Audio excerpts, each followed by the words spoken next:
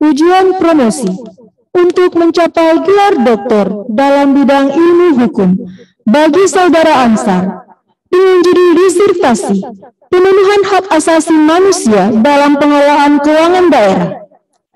Rektor Universitas Hasanuddin dalam hal ini diwakili oleh Dekan Fakultas Hukum Universitas Hasanuddin, Profesor Dr. Farida Patuti Yasanhum, sebagai Ketua Sidang Terbuka Ujian Promosi Doktor secara luring terbatas dan daring. Ketua Sidang, promotor, kopromotor, dan para penguji dipersilahkan untuk memasuki ruang ujian promosi. Hadirin yang hadir secara luring terbatas dipersilahkan untuk berdiri. Dan hadirin yang hadir secara daring dipersilahkan mengikuti ujian promosi dengan menggunakan audio visual selama ujian berlangsung.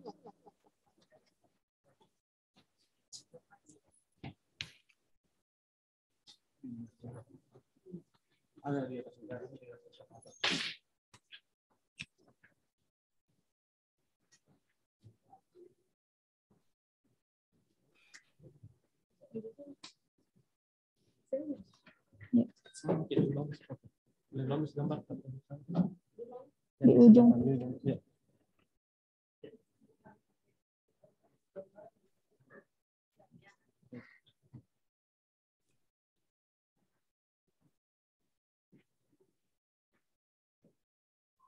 Hadirin dipersilahkan duduk kembali.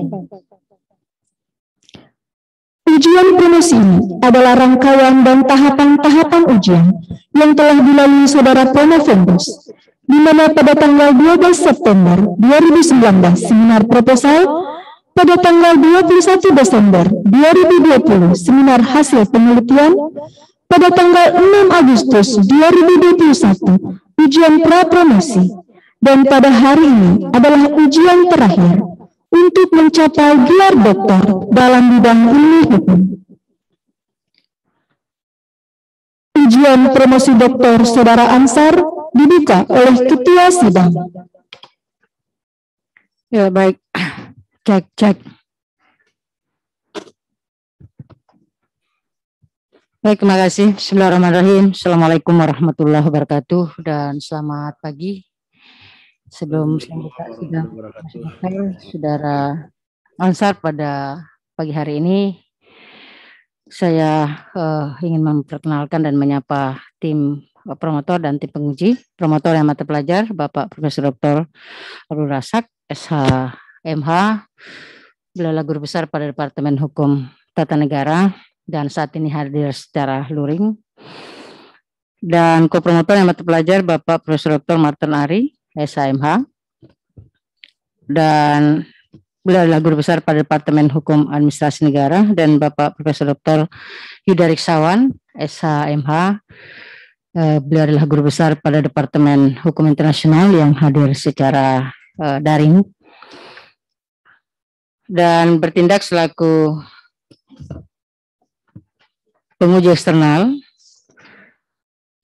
Yang mata pelajar Bapak Dr. Herlambang Perdana Wiratraman, SHMA. Selamat pagi Pak Herlambang.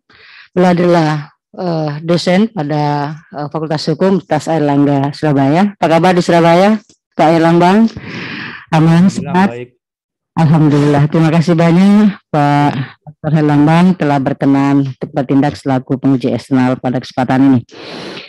Dan penguji internal berturut-turut yang mata pelajar Bapak Profesor Dr. Ahmad Ruslan, SHMH, beliau adalah guru besar pada Departemen Hukum Tata Negara, beliau hadir secara daring. Yang mata pelajar Bapak Profesor Dr. Hajanuddin Ilmar, SHMH, beliau adalah guru besar sekaligus Ketua Departemen Hukum Tata Negara, beliau hadir secara luring pada saat ini. Yang mata pelajar Ibu Profesor Dr. Mawati Risa, SHMSI, beliau adalah guru besar pada Departemen Hukum Tata Negara dan saat ini diberi tugas tambahan selaku KPSS 3 Ilmu Hukum.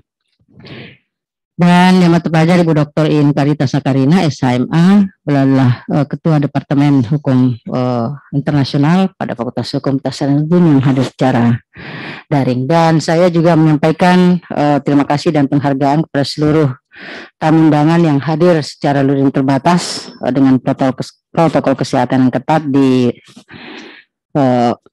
promosi dokter ini dan juga yang hadir secara daring.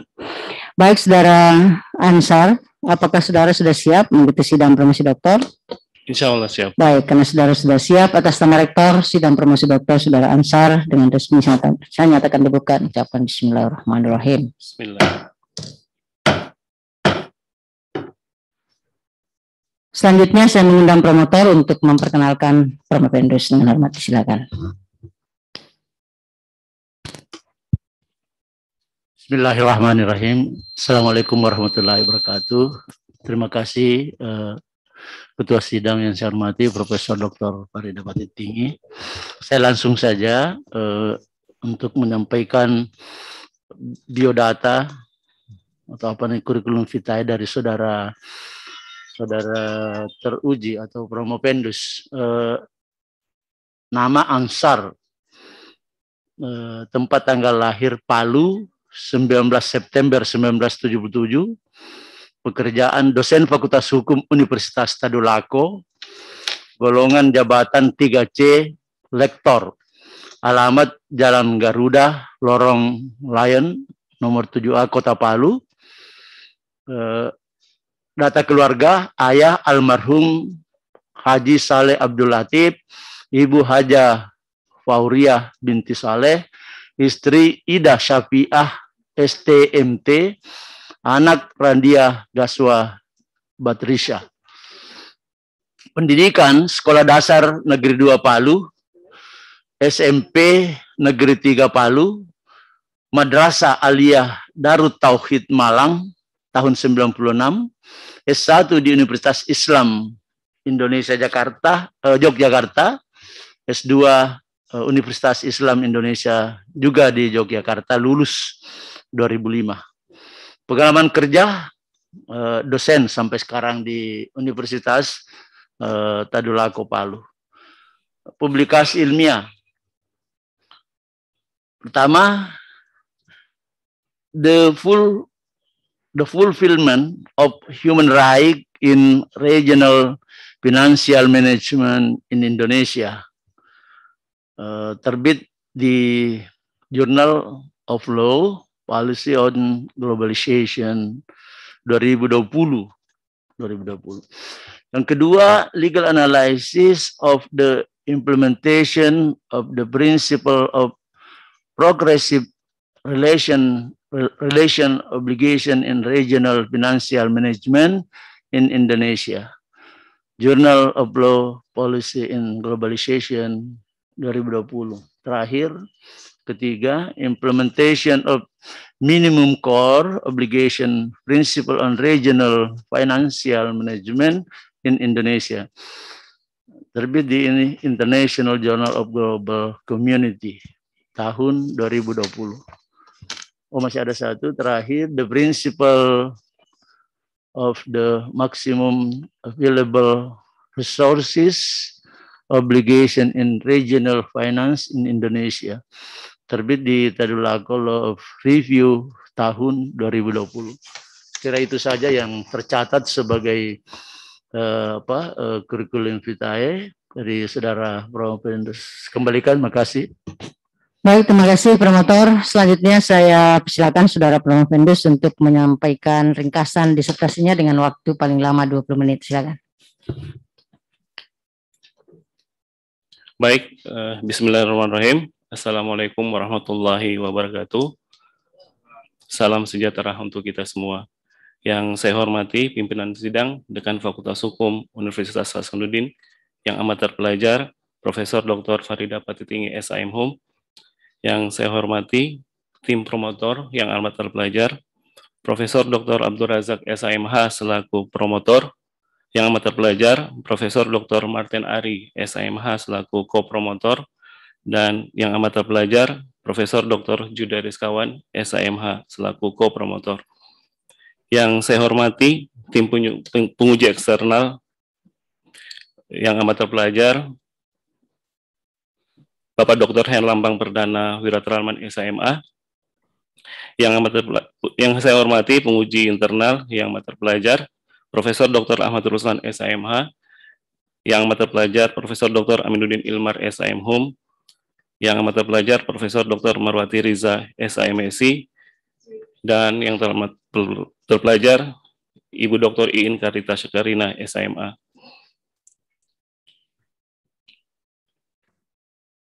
Maaf saya.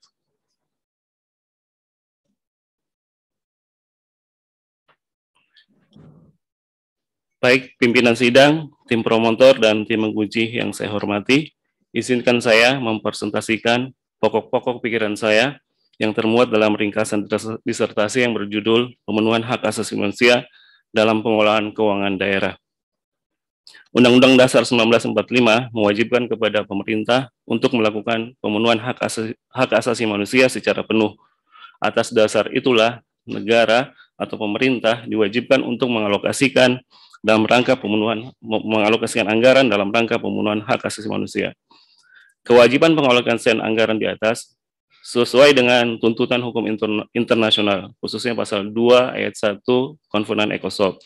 Sehingga Indonesia sebagai negara pihak wajib hukumnya menyediakan anggaran yang layak demi terpenuhinya hak asasi manusia. Peraturan perundang-undangan di Indonesia sebenarnya sudah mengalokasikan anggaran pemenuhan HAM, misalnya hak pendidikan yang mewajibkan pemerintah maupun pemerintah daerah untuk mengalokasikan 20% dari total anggaran. Anggaran kesehatan mewajibkan kepada pemerintah daerah untuk mengalokasikan 10% dari total anggaran di luar gaji. Kewajiban alokasi anggaran di atas juga banyak tersebar di banyak undang-undang. Namun, pengalokasian tersebut tidak disertai dengan persentase anggaran. Misalnya pasal 42 dan pasal 54 Undang-Undang HAM, pasal 18 Undang-Undang Pangan, pasal 6 Undang-Undang Penanggulangan Bencana, pasal 53 Undang-Undang Perlindungan Anak, pasal 119 Undang-Undang Kawasan Pemukiman, dan pasal 27 Undang-Undang Kesejahteraan Sosial. Serta masih banyak lagi undang-undang yang mewajibkan pemerintah daerah mengalokasikan anggaran untuk pemenuhan hak asasi manusia. Namun ada problem pengaturan di atas, khususnya fungsi anggaran dalam pemenuhan hak asasi manusia. Yang pertama, problem tersebut mengakibatkan multitafsir bagi pembuat undang-undang, sehingga berpotensi terjadi ketidakpastian hukum dan ketidakkonsistenan dalam pemenuhan hak asasi manusia. Problem-problem di atas yang pertama adalah undang-undang tersebut di atas hanyalah mengatur atau menjawab hanya pada tataran umum, belum menyentuh pada tataran yang lebih detail tentang pemenuhan hak asasi manusia. Kedua, penganggaran dalam undang-undang tersebut belumlah memberikan efek perubahan yang sangat signifikan terhadap pemenuhan hak asasi manusia karena tidak jelasnya kriteria anggaran HAM. Yang ketiga, pemenuhan hak asasi manusia di atas diundangkan hanyalah secara simultan. Atas permasalahan di atas, penulis Promovendus merumuskan 3 pokok permasalahan. Yang pertama, apa prinsip-prinsip pemenuhan hak asasi manusia dalam pengelolaan keuangan? Yang kedua, apakah pengaturan pengelolaan keuangan daerah telah menjamin pemenuhan hak asasi manusia di Indonesia? Yang ketiga, bagaimana formulasi ke depan pemenuhan hak asasi manusia dalam pengelolaan keuangan daerah? Metodologi yang digunakan dalam penelitian ini adalah metode hukum normatif dengan menggunakan 2 pendekatan, yaitu pendekatan konseptual dan pendekatan perundang-undangan. Sementara teori yang digunakan adalah teori negara hukum, hak asasi manusia, tanggung jawab negara, otonomi daerah, dan keuangan negara. Dengan luasnya pengertian HAM, maka Promovendus perlu membatasi cakupan HAM. Pada penelitian ini, Promovendus membatasi cakupan HAM hanya pada hak ECOSOC, khususnya pada hak pendidikan, kesehatan, pangan, dan perumahan. Serta keterbatasan jangkauan Promovendus atas daerah-daerah di Indonesia, Promovendus menggunakan metode stratifikasi untuk menentukan perda-perda yang akan dikaji dalam penelitian Promovendus. Adapun perda-perda tersebut diantaranya adalah yang pertama, Perda APBD Provinsi Kepulauan Bangka Belitung tahun 2018 sampai tahun 2020. Yang kedua, Perda Provinsi Jawa Tengah tahun 2018 sampai tahun 2020. Yang ketiga, Perda APBD Kalimantan Selatan tahun 2018 sampai tahun 2020. Yang keempat, Perda Kota Denpasar tahun 2017 sampai tahun 2019. Yang kelima, Perda Kota Malang tahun 2018 sampai tahun 2020, dan yang terakhir adalah Perda APBD Kota Palu tahun 2018 sampai tahun 2020. Hasil penelitian. Pemerintah daerah dipandu oleh banyak prinsip dalam pengelolaan keuangan daerah. Prinsip-prinsip tersebut misalnya prinsip transparan, bertanggung jawab, efektivitas, efisiensi, partisipasi, akuntabilitas, berorientasi pada hasil, profesionalitas, dan lain-lain. Kedudukan prinsip di atas sebenarnya dalam hal tertentu menurut Prof. Hendus telah menjamin eksistensi hak asasi manusia dalam pemenuhan hak. Namun ada dua hal yang menjadi perhatian penulis terhadap kedudukan prinsip-prinsip di atas. Pertama, prinsip-prinsip di atas hanya menjawab pada tataran umum, belum menyentuh pada tataran yang lebih detail tentang pemenuhan hak asasi manusia. Kedua, penulis berpendapat bahwa prinsip-prinsip di atas belumlah berpengaruh secara langsung terhadap pemenuhan hak ECOSOC, karena prinsip-prinsip di atas belumlah menjamin ketersediaan alokasi anggaran. Dalam konteks hak ECOSOC, negara diwajibkan melakukan pemenuhan setiap dua langkah. Yang pertama adalah langkah mutlak dan atau direct, yang kedua adalah langkah bertahap. Langkah bertahap dipilih karena pada eksistensinya hak ECOSOC dipenuhi dengan waktu yang sangat lama dan membutuhkan biaya atau anggaran atau sumber daya yang sangat besar. Sementara negara dihadapkan dengan keterbatasan sumber daya yang terbatas. Sehingga, namun dalam konsep hak ECOSOC, negara dilarang untuk melakukan penundaan, penghentian pemenuhan hak asasi manusia dengan alasan ketidakadaan atau keterbatasan sumber daya keuangan. Namun dalam hal ini, prinsip ECOSOC memberikan jalan keluar atas hal tersebut, yaitu dengan mewajibkan negara atau daerah melakukan 3 prinsip yang harus dilakukan oleh negara. Yang pertama, prinsip maksimum available resource obligation. Yang kedua, prinsip realisasi progressive obligation. Yang ketiga adalah prinsip minimum core. Prinsip pertama ditujukan untuk mewajibkan negara untuk mengalokasikan sebesar-besarnya atau memprioritaskan anggaran untuk pemenuhan hak asasi manusia.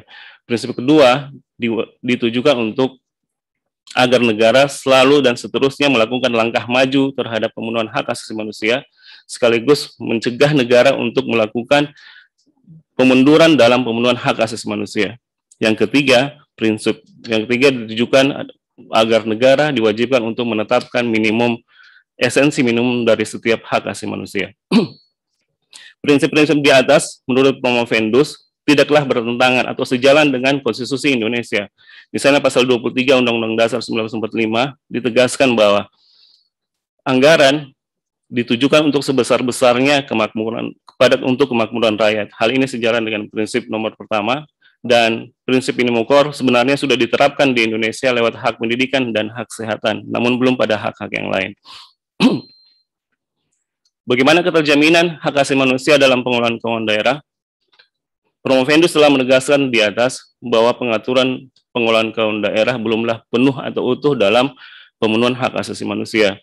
Pertama, Konstitusi menegaskan ada kewajiban kepada daerah untuk mengalokasikan anggaran pemenuhan hak asasi manusia, namun tidak jelas bagaimana model-model pengalokasian dan pendistribusiannya. Justru yang terjadi adalah bahwa anggaran hak asasi manusia di daerah lebih dominan digunakan untuk belanja aparatur ketimbang belanja program. Belanja anggaran hak asasi manusia lebih banyak terserap pada belanja tidak langsung daripada belanja langsung.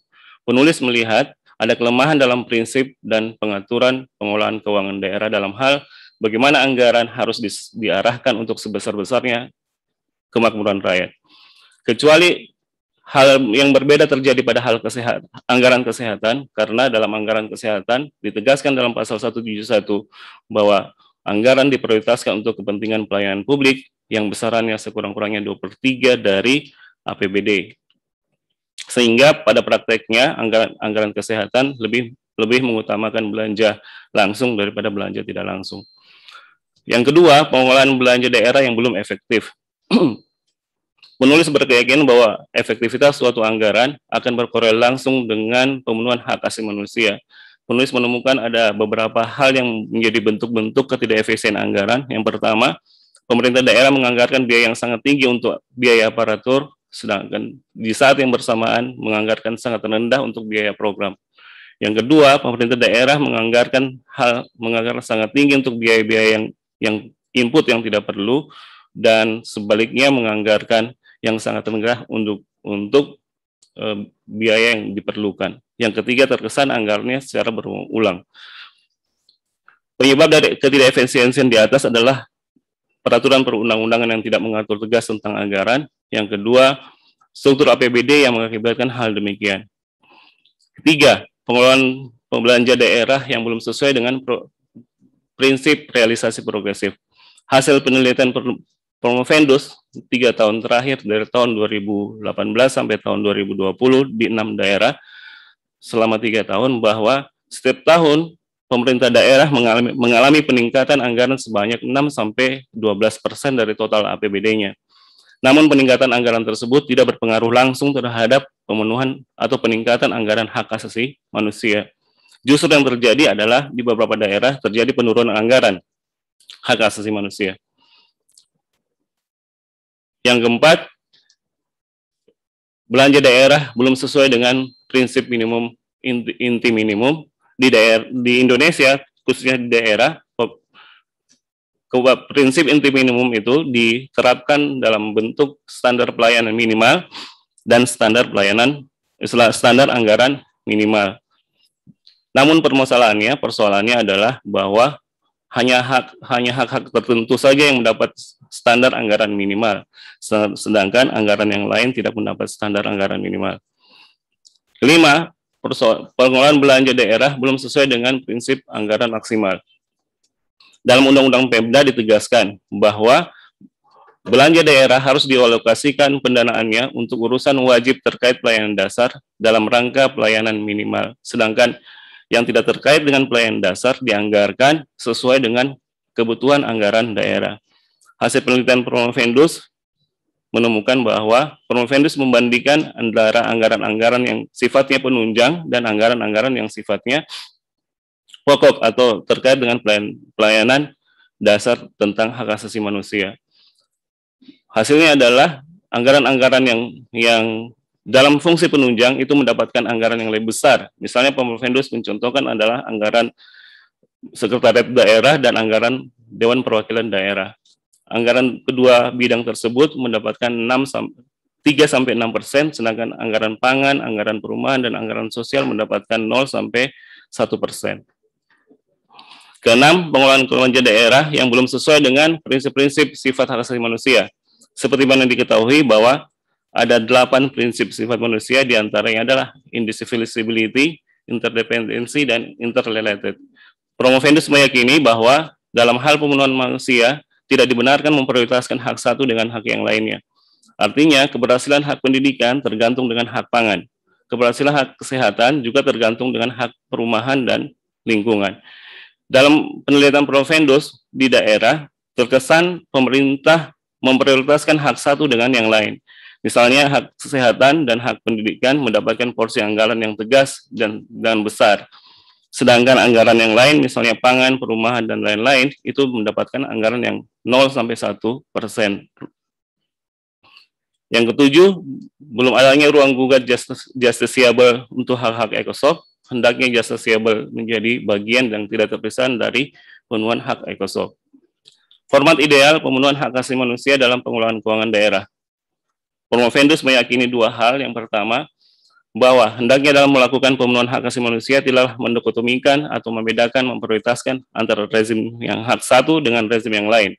Kewajiban negara yang mutlak terhadap pemenuhan hak ECOSOC menjadi bagian dari pemenuhan hak sipil, begitu juga sebaliknya.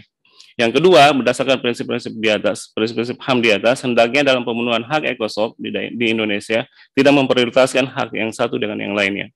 Arah belanja perbaikan anggaran hak asasi di Indonesia. Untuk melengkapi prinsip-prinsip yang telah ada di dalam peraturan perundang-undangan, Promovendus berkeyakinan ada 3 prinsip yang harus dipertimbangkan untuk penyempurnaan prinsip-prinsip di perundang-undangan tersebut. Yang pertama, prinsip maksimum anggaran. Yang kedua adalah prinsip realisasi progresif. Yang ketiga adalah prinsip inti minimum. Atas hal di atas, perlunya penegasan dalam Undang-Undang Dasar, khususnya tentang kewajiban pemerintah daerah untuk melakukan pemenuhan hak ECOSOC secara penuh, sekaligus menegaskan tentang kewajiban dan prinsip tata cara pembiayaannya. Yang kedua, harus ada penegasan alokasi dan distribusi anggaran untuk setiap urusan hak asasi manusia. Yang ketiga, mempertegas kedudukan pemenuhan hak asasi manusia sebagai kewajiban pemerintah daerah, maka diwajibkan pelaporan akan realisasi pemenuhan hak asasi manusia. Yang keempat, yang terakhir, sebagai syarat terakhir, hendaknya justisiable dipertimbangkan untuk yang tidak terpisahkan sebagai pemenuhan hak-hak ECOSOC. Simpulan, prinsip-prinsip pemenuhan hak asasi manusia adalah yang pertama prinsip maximum available resource obligation, yang kedua adalah prinsip inti minimum, dan yang ketiga adalah prinsip kewajiban realisasi progresif. Selama ini, pengelolaan keuangan daerah belum menjamin pemenuhan hak asasi manusia, khususnya hak ECOSOC. Yang pertama karena pengelolaan keuangan daerah belumlah secara utuh atau penuh dalam melakukan pemenuhan ECOSOC. Yang kedua, pengelolaan keuangan daerah belumlah efektif dan efisien. Yang ketiga, pengelolaan keuangan daerah belumlah sesuai dengan prinsip MAR, belum sesuai dengan prinsip kewajiban inti minimum, dan belum sesuai dengan prinsip realisasi progresif. Yang berikutnya, pengelolaan daerah belum ada justisiable untuk pemenuhan HAM, dan yang terakhir adalah pemenuhan daerah masih belum sesuai dengan prinsip-prinsip yang lain. Dalam pemenuhan hak asasi manusia, pengelolaan keuangan daerah idealnya adalah hendaknya langkah yang diambil tidak membedakan antara hak sipol dan hak ECOSOC. Hak tersebut harus dipenuhi secara bersamaan karena sifat hak tersebut adalah saling tergantung. Kedua, dalam pemenuhan hak tersebut hendaknya tidak memprioritaskan hak yang satu dengan yang lain. Dalam arti hak pendidikan dan kesehatan sama prioritasnya dengan hak perumahan dan hak pangan. Yang ketiga, pemenuhan hak asasi manusia dalam pengelolaan keuangan daerah hendaknya memasukkan prinsip-prinsip di atas dalam regulasi penganggaran. Saran yang pertama, perwujudan pemenuhan hak asasi manusia secara penuh dalam proses penganggaran hendaknya memperhatikan prinsip-prinsip HAM di atas. Yang kedua, penting bagi pemerintah daerah untuk melakukan dalam rangka perwujudan hak asasi manusia, mempunyai sebuah perencanaan pemenuhan hak asasi manusia yang universal dan dilaksanakan secara simultan. Yang ketiga, hendaknya konstitusi mempertegas kedudukan pemerintah daerah dalam kewajiban pemenuhan hak asasi manusia. Harus dilakukan perubahan perundang-undangan secara menyeluruh dalam rezim keuangan maupun rezim hak asasi manusia. Khususnya di beberapa peraturan daerah, misalnya rencana jangka panjang daerah, jangka menengah dalam rencana kerja pemerintah daerah, BIKUA, PPAS, APBD, dan lain-lain. Sekian, Assalamualaikum warahmatullahi wabarakatuh. Saya kembalikan kepada pimpinan sidang. Ya, baik Saudara Promokus, selanjutnya saya akan mempersilakan tim promotor maupun tim penguji untuk mengajukan sanggahan-sanggahan. Namun sebelum saya persilakan, saya mengingatkan waktu bahwa masing-masing penguji hanya 5 menit, namun khusus untuk penguji eksternal kami tidak batasi, yang minta menyesuaikan saja. Dan seperti biasa, promotor akan menyampaikan sanggahan maupun klarifikasi terhadap disertasi ini di akhir ujian. Untuk itu, pada kesempatan pertama saya mengundang dengan hormat ko-promotor yang mata pelajar Bapak Profesor Dr. yang mata pelajar Bapak Profesor Dr. Yudariksawan, SHMH. Silakan, Prof. Baik, terima kasih. Bismillahirrahmanirrahim. Assalamualaikum warahmatullahi wabarakatuh. Waalaikumsalam. Saya hormati pimpinan sidang, Ibu Dekan, Profesor Dr. Farida Patitini, Sarjana Hukum Magister Hukum. Yang saya hormati promotor, Profesor Abdul Razak, ko-promotor, Profesor Matian Ari, penguji eksternal, sahabat kita dari Surabaya, Pak Dr. Herlambang, apa kabar, Pak Dokter? Kemudian para penguji internal yang saya hormati, saudara serta para hadirin yang saya banggakan, saudara Promovendus, saudara Ansar. Pertama-tama saya menyampaikan apresiasi dan tentu saja ucapan selamat karena hari ini Anda sudah tiba pada sesi terakhir dalam proses Anda menjalani studi di program Doktor Ilmu Hukum Fakultas Hukum Universitas Hasanuddin Makassar. Tentu ada rasa bangga di dalamnya dan tentu keluarga saya menyampaikan selamat terlebih dahulu ya. Perkenankan saya pada kesempatan promosi ini tidak banyak tentu sebagai co-promotor karena interaksi kita kan sudah terjadi sejak awal, dan saya sangat teringat pertama kali Anda datang menghadap saya menyatakan saya sangat tertarik dan mendukung apa yang Anda akan jadikan disertasi, karena ini merupakan satu hal yang menarik, gitu ya. Namun izinkan saya di kesempatan promosi ini hendak mendengarkan bagaimana stand position ya, atau standing position atau posisi Anda sebagai nanti kelak jadi dokter ilmu hukum dalam bidang hak asasi manusia terkait dengan anggaran negara ya, untuk beberapa hal. Yang pertama, tadi Anda sudah menyebutkan ada beberapa prinsip utama dalam human rights. Ada prinsip indivisibility yang dimana tidak bisa membeda-bedakan antara satu hak dengan yang lain. Walaupun kita ketahui bahwa pemenuhan hak ekosop itu akan sangat bergantung pada resources, ya. Jadi tergantung pada bagaimana negara memiliki sumber dayanya, sehingga tentu tidak bisa kita memberikan suatu indikator yang sama atau setara antara satu negara dengan negara yang lain. Nah, pertanyaan saya dalam konteks prinsip indivisibility ini, tadi Anda sudah mengurai sebenarnya, tetapi saya ingin ketegasan. Sejauh mana Anda menilai, ya, ini tentu saja tidak berdasarkan asumsi, tetapi hasil penelitian Anda, pemanfaatan resources yang ada di setiap daerah yang Anda teliti itu, terkait dengan pemenuhan anggaran negara yang terkait dengan hak asasi manusia. Ya, itu pertanyaan pertama. Sehingga pernyataan Anda nanti itu bisa dikonstatatir oleh masing-masing daerah, atau paling tidak sebagai warning, ya, sebagai warning kepada seluruh aparatur penyelenggara negara di dalam konteks mereka menyusun anggaran, untuk memperhatikan bagaimana prinsip-prinsip dalam penyusunan anggaran yang terkait dengan hak asasi manusia. Yang kedua, tadi juga Anda menyebutkan ada prinsip non-justiciable, ya, atau inilah yang merupakan satu hal yang mungkin akan menjadi suatu kesulitan di dalam warga negara mencoba untuk mempertanyakan terkait dengan bagaimana anggaran-anggaran terkait dengan itu. Namun sebagai dokter ilmu hukum tentu saja Anda harus punya sebuah gagasan, ya. Walaupun dikatakan bahwa hak ekosop itu lebih kepada ada kesulitan untuk mengajukan dalam proses-proses hukum karena bersifat non-justiciability, tetapi pertanyaannya adalah kalau demikian berarti itu akan sangat bergantung pada kekuasaan, pada politik negara. Nah, sebagai dokter ilmu hukum, apa yang seharusnya dilakukan? Gagasan Anda apa dalam konteks untuk bisa menjamin bahwa walaupun dia non-justiciable, tetapi dia tetap bisa dipertanggungjawabkan secara hukum? Terakhir, Anda menyinggung tentang Maastricht Principle. Di dalam Maastricht Principle itu ada dua prinsip obligasi atau obligation, ya. Ada obligation to result, obligation of result, dan obligation to conduct. Nah, sekarang berikan penjelasan kepada masyarakat atau pada peserta pada kesempatan ini dalam disertasi Anda, bagaimana kewajiban terhadap hasil atau bagaimana kewajiban negara daerah-daerah tersebut di dalam melaksanakan anggarannya untuk mencapai tujuan berdasarkan prinsip-prinsip yang ada secara hukum internasional, karena kita sudah mengetahui bahwa Indonesia terikat pada Covenant ECOSOC, ya, ICICR, dan juga menjadi anggota Dewan HAM, ya, yang harus melaporkan secara periodik perkembangan HAM-nya secara berkala. Itu 3 pertanyaan saya, silakan Anda komentari. Silakan.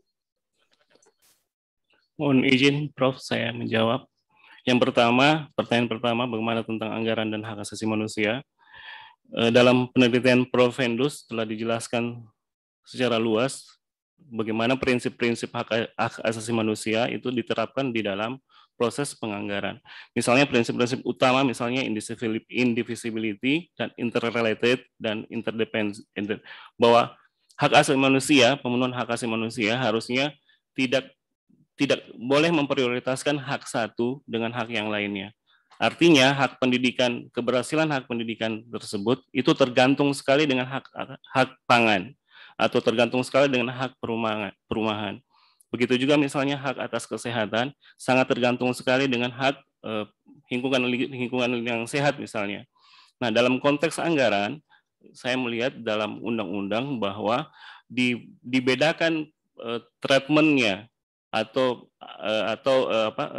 hak yang satu mendapatkan anggaran yang lebih besar daripada hak yang lainnya. Misalnya anggaran hak pendidikan di daerah itu hampir 20% sampai 25%, bahkan ada yang 30% dari total anggaran APBD-nya, hampir berapa triliun. Sementara untuk hak pangan misalnya, hak tentang perumahan itu hanya dianggarkan 0 sampai 1% dari total anggaran. Itu Promovendus melihat ada semacam ketimpangan atau belum sesuai dengan prinsip-prinsip indivisibility tadi, atau interrelated antara HAM yang satu dengan HAM yang lain. Yang kedua, bagaimana kedudukan justiciable? Sebenarnya Dewan PBB telah menerbitkan optional protokol tentang justiciable. Namun saya lihat di dalam daftar itu nama Indonesia belum ada untuk semacam penandatangan terhadap protokol tersebut. Makanya kedepannya harusnya pemerintah Indonesia mungkin ditantang untuk bisa mewujudkan protokol tersebut dengan melakukan ratifikasi misalnya terhadap protokol tersebut. Karena protokol tersebut menurut saya penting untuk masa depan justiciable di Indonesia, tergantung masa depan pemenuhan hak asasi manusia di Indonesia. Karena dalam protokol tersebut sangat detail bagaimana mekanisme penyelesaian sengketa hak ekosop khususnya di Indonesia. Namun prakteknya juga di Indonesia sudah banyak melakukan justiciable tapi melalui peradilan-peradilan biasa atau melalui peradilan-peradilan umum, misalnya kasus Lapindo, kasus air di Jakarta, dan kasus yang lain-lain. Sebenarnya sudah ada, tapi yang paling sebenarnya dalam konteks hukum hak asasi manusia, pemerintah harusnya didorong untuk meratifikasi tersebut sehingga pemenuhan hak pangan atau pemenuhan hak ekosop itu dapat terjamin dalam hukum dan anggaran.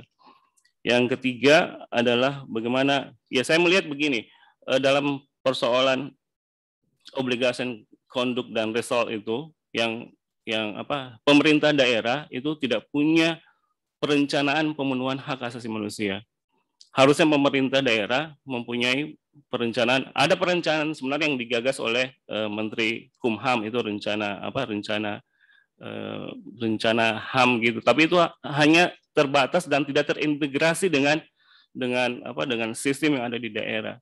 Harusnya sudah masuk ke dalam RPJMP selama 25 tahun, itu bagaimana pemenuhan hak asasi manusia selama 25 tahun, 5 tahun, dan setiap harinya masuk ke dalam. Nah, disitulah peran anggaran. Nah, anggaran membiayai proses-proses itu. Nah, saya melihat untuk dua hal itu, Prof, itu tidak ada perencanaan. Maksudnya resultnya itu, obligation of resultnya itu tidak ada. Namanya konduknya sudah semakin baik menurut saya, sudah banyak undang-undang yang, misalnya undang-undang pangan dan undang-undang lain sudah, cuman dalam konteks anggaran menurut Promovendus belum begitu memadai. Gitu jawaban saya, Prof. Baik, terima kasih. Saya kira cukup buat saya. Saya kembalikan pada pimpinan sidang. Terima kasih. Billahi taufiq wal hidayah. Assalamualaikum warahmatullahi wabarakatuh.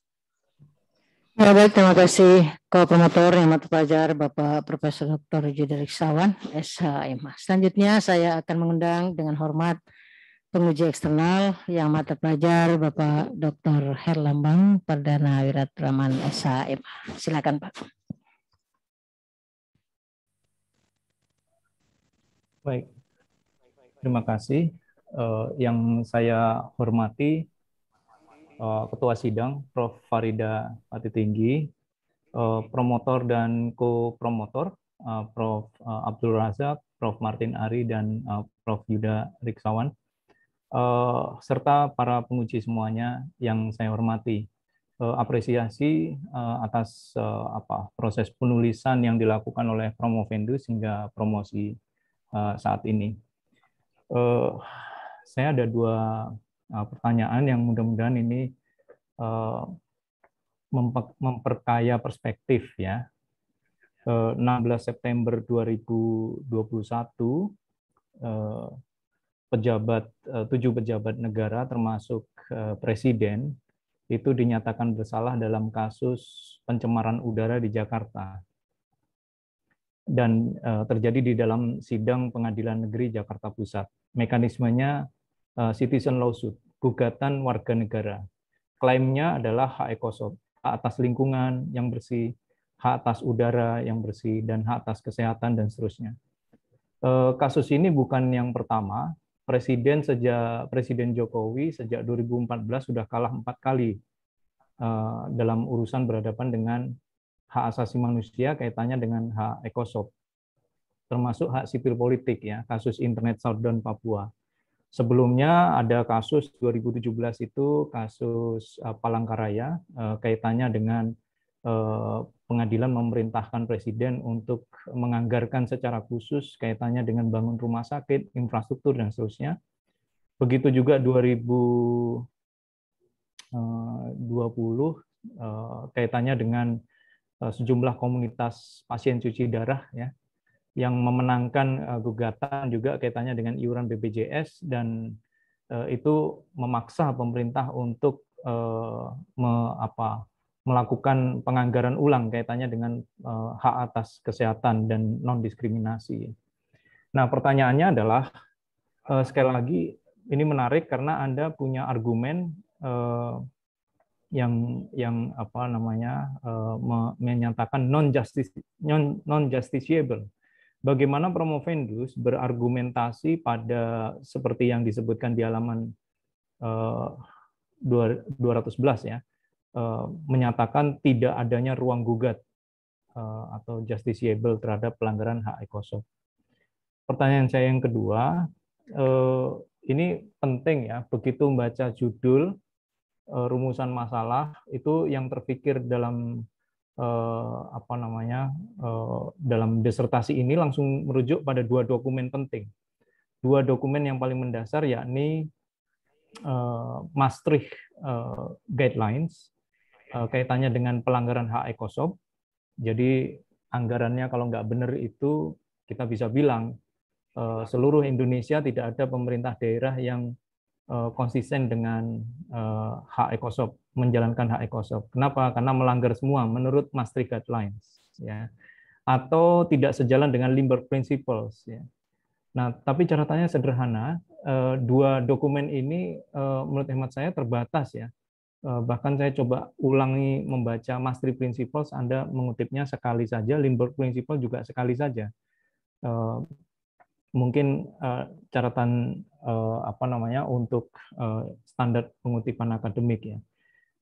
Lebih dari itu saya kira pertanyaannya berkait dengan yang absen dalam disertasi ini dan seharusnya penting ya menurut hemat saya, karena menjadikan 2 dokumen itu adalah dokumen pokok untuk menganalisis keuangan di daerah kaitannya dengan anggaran, karena progressive realization atau maximizing available resources pasal 2 ayat 1 itu menjelaskan konsep HAM, hak ekosop sebagai program dan hak ekosop sebagai perspektif, sehingga dua-duanya bisa teralokasi. Nah, mungkin saya ingin mendapat penjelasan mengapa dalam temuan disertasi ini kurang ya menaruh perhatian pada 2 hal yang menjadi strategi pengalokasian anggaran atau keuangan di daerah.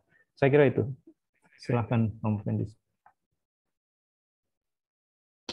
Ya, terima kasih Pak Dr. Lambang. Yang pertama, untuk kedudukan justiciable, bahwa saya setuju memang sebenarnya proses-proses gugatan publik, baik legal standing ataupun gugatan pribadi dan lain-lain itu juga sebenarnya masuk ke dalam proses justiciable terhadap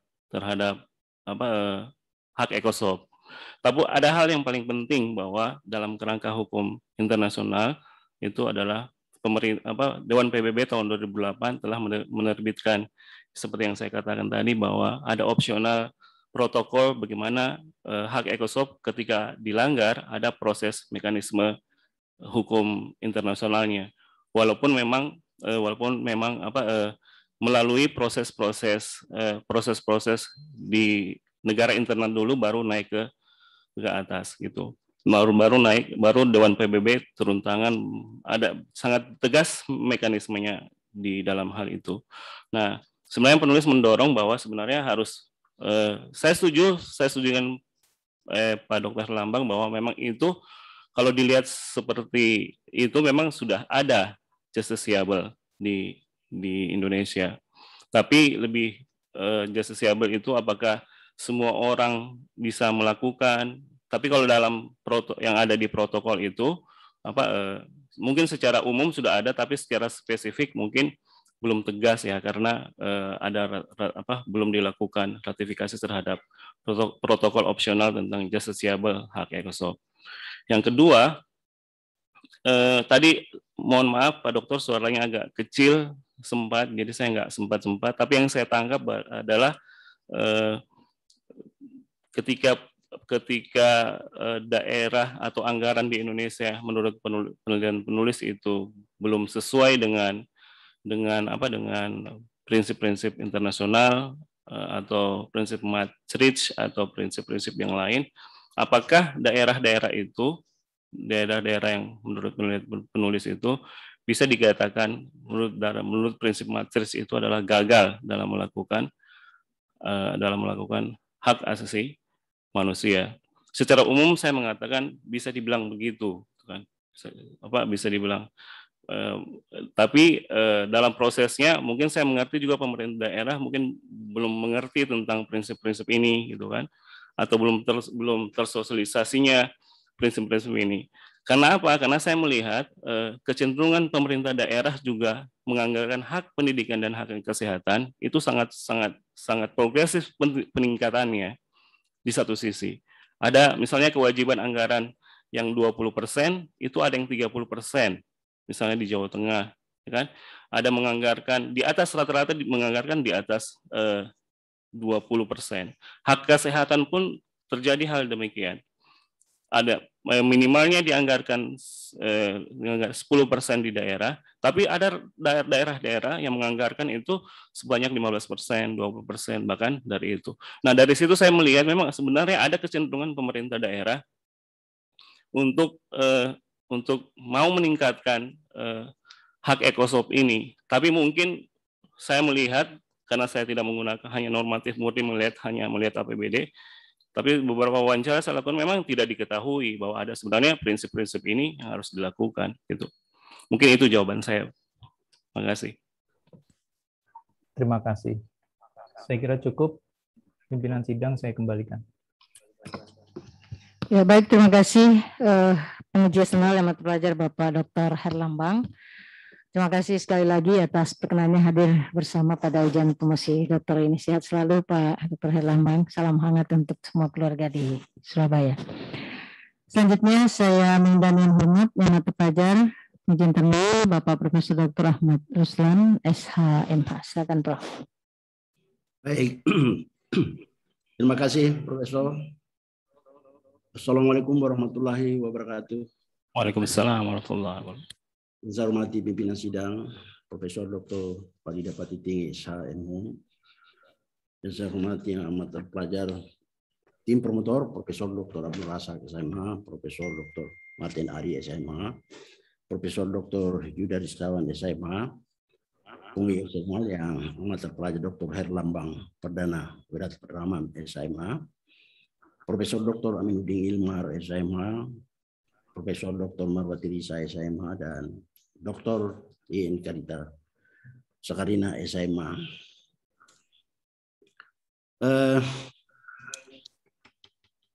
Hadirin serta Permapendus yang saya hormati juga. Pertama-tama saya menyampaikan apresiasi ya terhadap karya saudara Permapendus ini yang berjudul Pemenuhan Hak Asasi Manusia dalam Pengelolaan Keuangan Daerah. Saudara Permapendus,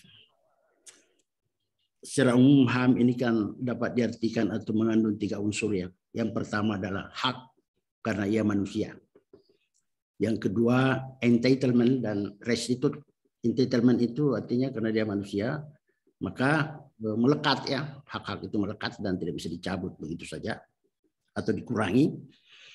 Dan restitusi itu artinya kalau ada hal-hal yang melanggar di situ harus dipulihkan. Dan yang ketiga adalah harus dituangkan dalam instrumen hukum, baik hukum internasional maupun nasional. Sedangkan pengelolaan keuangan daerah itu mengandung 4 unsur juga, yaitu perencanaan, pelaksanaan, pengawasan, dan pertanggungjawaban.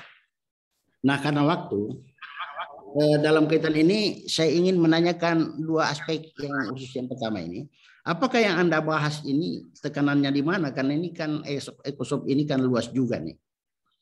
Nah, tekanannya di mana? Yang kedua, apakah pengaturan mengenai pengelolaan keuangan yang terdiri dari 4 aspek itu tadi sudah memadai atau belum? Menurut Prof. Silakan.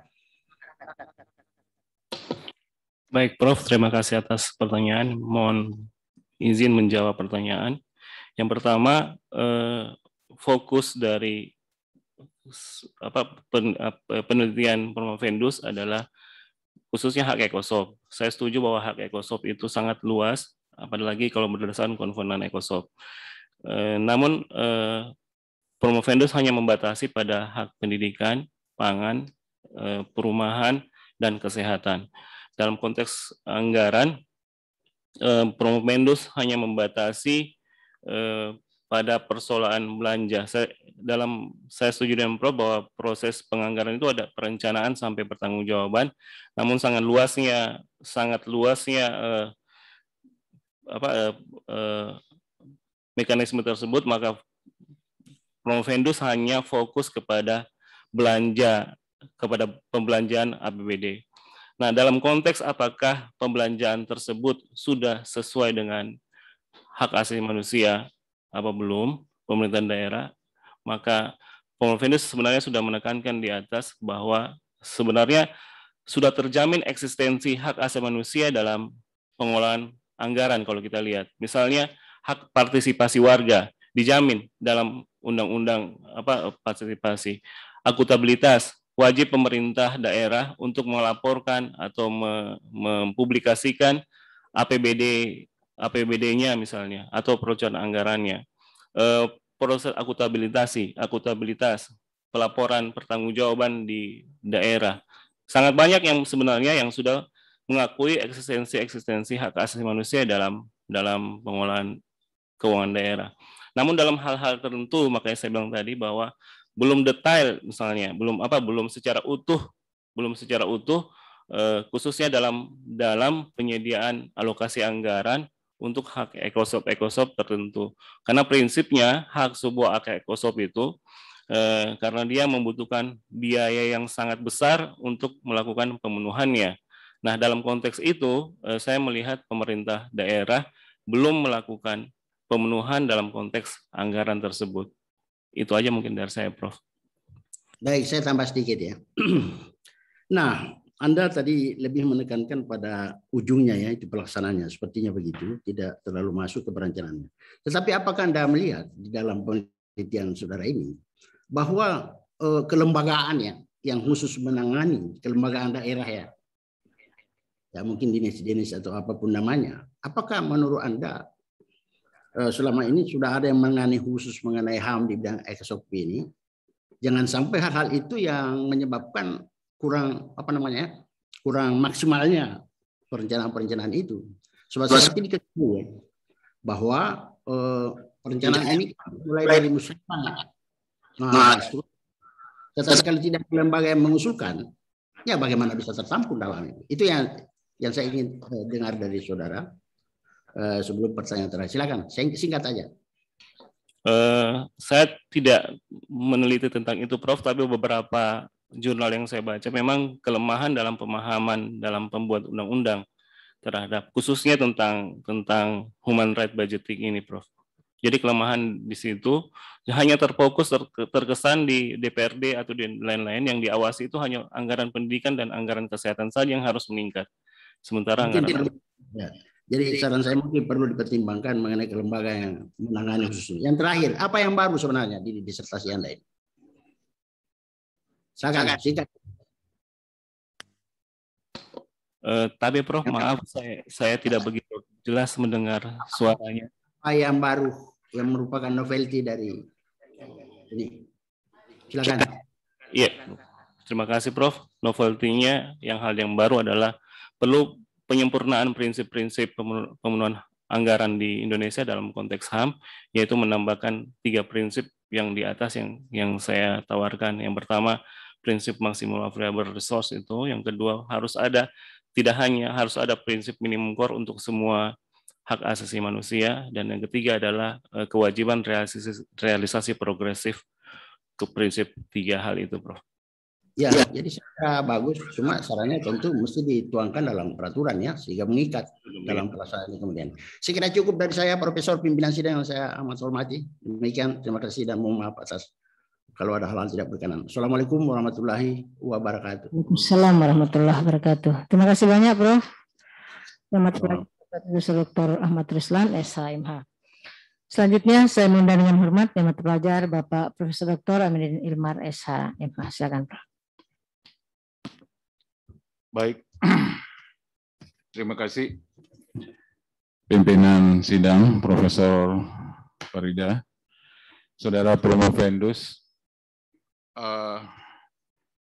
Saya sepakat dengan apa yang menjadi kepentingan di dalam disertasi saudara. Cuma saya melihat ada 2 hal pokok barangkali yang menjadi pertimbangan kita. Karena yang pertama itu kalau kita melihat pada konteks pengelolaan keuangan daerah, itu basisnya ada pada pembagian urusan pemerintahan. Pembagian urusan pemerintahan itu ada yang kita sebut dengan urusan pemerintahan wajib dan ada yang disebut urusan pemerintahan pilihan. Urusan pemerintahan wajib itu dibagi lagi, pelayanan dasar dan non-pelayanan dasar. Nah, dari aspek itu sebenarnya kita melihat kalau dilihat dalam konteks pengelolaan keuangan daerah, hampir yang harus dilakukan oleh daerah itu adalah keterpenuhan di dalam pengelolaan anggaran untuk pelayanan dasar itu. Nah, kaitannya dengan apa yang menjadi kepentingan disertasi saudara, saya ingin meminta penjelasan singkat, karena bagaimanapun juga persoalan pemenuhan itu kan berdasarkan pada apa yang mau dijalankan, apa yang mau dijabarkan oleh pemerintah daerah yang tadi saudara sebut, bergantung pada apa yang kita sebut dengan rencana pembangunan jangka menengah daerah. Dan RPJMD itu selalu mengacu kepada RPJPD daerah. Jadi ruang lingkupnya di situ. Nah, sehingga sebenarnya kalau tadi Anda mempersoalkan keterpenuhan prinsip itu dengan melihat kapasitas anggaran yang ada pada daerah, fiskal daerah, hampir kita bisa menyatakan tidak mungkin mampu memenuhi keterpenuhan itu. Makanya ada yang namanya skala prioritas. Program-program prioritas apa yang menjadi kepentingan, sisi kepentingan warga masyarakat, itulah sebenarnya yang harus dijadikan dasar acuan. Tapi ya, kalau kita lihat prakteknya, ya kembali lagi, ini kan soal kepemimpinan pemerintahan sebenarnya. Karena ada kepemimpinan pemerintahan lebih melihat kepada aspek pencitraan saja, lebih pada mau meninggalkan legacy, ketimbang pemenuhan aspek substansi kebutuhan warga itu. Saya minta penjelasan itu, saudara. Silakan. Ya, mohon maaf Prof, izin menjawab. Yang pertama, HAM itu selalu terkait dengan pemenuhan HAM selalu terkait dengan kesejahteraan masyarakat. Itu yang pertama. Yang kedua, sebenarnya telah sesuai bahwa isu-isu dalam hak Ecosop itu sudah menjadi standar pelayanan minimal yang ada di Undang-Undang Pemda. Kan Undang-Undang Pemda itu ada menggambarkan standar minimal terhadap sesuatunya, dan ada peraturan pemerintah tentang standar minimal di daerah, dan tugas pemerintah daerah salah satunya adalah melakukan pemenuhan terhadap standar minimal. Nah, isu-isu dalam maksudkan standar minimal berkaitan dengan pelayanan loh. Iya, ya, bukan berkaitan dengan persoalan bagaimana urusan pemerintahan itu dijalankan atau dilakukan. Kan dalam saya lupa pasalnya, tapi Prof, dalam Undang-Undang Pemda itu dijelaskan bahwa belanja daerah harus diprioritaskan untuk urusan wajib pemerintahan yang terkait dengan pelayanan dasar dalam rangka pemenuhan standar pelayanan minimal. Ya, dalam PP peraturan pemerintah tentang standar minimal dijelaskan apa-apa yang baku mutu yang harus dipenuhi pemerintah dalam hal kebutuhan masyarakat yang dimaksud dengan adalah standar minimal. Nah, terjadi kesesuaian antara isu-isu HAM, misalnya pangan minimalnya bagaimana, pendidikan minimalnya adalah sekolah 15 tahun. Kesehatan minimalnya untuk rumah sakit bagaimana, untuk ada semua dijelaskan dalam peraturan pemerintah. Perumahan minimalnya bagaimana, sebenarnya sudah sangat, menurut saya yang saya baca sudah sangat tegas mengatur standar pelayanan minimal di daerah. Nah, saya melihat ada keterkaitan pemenuhan antara isu-isu HAM dengan standar pelayanan minimal tersebut. Cuma ada permasalahan, pangan itu bukan masuk ke dalam standar minimal, dia masuk urusan pilihan pemerintahan, urusan pemilihan, bukan, kan dalam undang-undang pemerintahan daerah itu standar minimal itu adalah urusan wajib yang harus diprioritaskan, sedangkan urusan pilihan pangan itu tidak masuk ke dalam. Nah, ataupun pangan, setiap undang-undang pangan itu mewajibkan kementerian untuk membuat standar pelayanan minimal. Jangan terlalu jauh. Jadi yang saya minta dari Anda sebenarnya penjelasan keterkaitan keterpenuhan hak itu terhadap apa yang menjadi kepentingan di dalam sisi pengelolaan, karena kan Anda membahas mengenai pengelolaan keuangan daerah. Apakah keterpenuhan itu tercapai atau tidak? Kan tadi saya sebutkan bahwa selalu prinsip dasarnya berdasarkan pada pembagian urusan pemerintahan itu, wajib dan pilihan. Nah, sekarang wajib itu harus dilakukan, tidak bisa tidak. Nah, sekarang juga bagaimana juga, tadi Anda juga kemukakan, bagaimana dengan aturan yang menjadi kepentingan, ya, dengan adanya program prioritas itu yang harus dijalankan oleh seorang pemimpin pemerintahan. Kan itu juga menjadi political will bagi mereka. Ya, jadi ini kan menyangkut soal apa yang akan mereka kerjakan dan itu kemudian mendapat simpati. Kemudian kalau mereka ikut lagi ya pasti akan dipilih. Ya, seperti itu. Jadi konteksnya menurut saya adalah bahwa apakah keterpenuhan itu yang tadi juga Anda sebutkan tidak mungkin memprioritaskan yang satu dengan memprioritaskan yang lain. Tapi bagaimanapun selalu ada skala prioritas pada sisi pengelolaan anggaran yang memang anggaran untuk daerah itu kan terbatas juga. Ya, tidak mungkin ini dulu yang harus diamankan baru kemudian yang lain. Apalagi tadi Anda katakan belanja pegawai itu masih mendapat porsi yang besar. Ya, masih mendapat porsi yang besar. Tapi kita lihat kenapa dia mendapat porsi yang besar, karena ya belanja pegawai itu kan juga untuk menghidupi warga sebenarnya. Karena setiap pegawai itu kan pasti menghidupi satu keluarga. Ya, jadi tidak bisa juga kita menyatakan kenapa terlalu banyak belanja pegawainya. Ya kan seperti itu juga pada sisi. Jadi yang saya ingin berikan catatan pada Anda bahwa ini juga yang memang menjadi pertimbangan di dalam merangka pemenuhan hak itu. Tidak bisa kita juga menyatakan bahwa harus keterpenuhan itu berdasarkan pada prinsip-prinsip, tapi berdasarkan pada beberapa aspek penting. Ya. Anggaran yang terbatas, apalagi sekarang pandemi, ya, ada refocusing, ya, dan realokasi anggaran tentu itu menjadi sebuah masalah yang juga tidak mungkin harus dilakukan pemenuhan terhadap aspek yang lain. Saya kira itu catatan saya. Terima kasih. Saya kembalikan. Terima kasih. Baik, terima kasih amat terpelajar Bapak Profesor Dr. Mending Inmar SH.MH. Selanjutnya saya dengan hormat amat terpelajar Ibu Profesor Dr. Mawar Teresa SH.MSc. Silakan.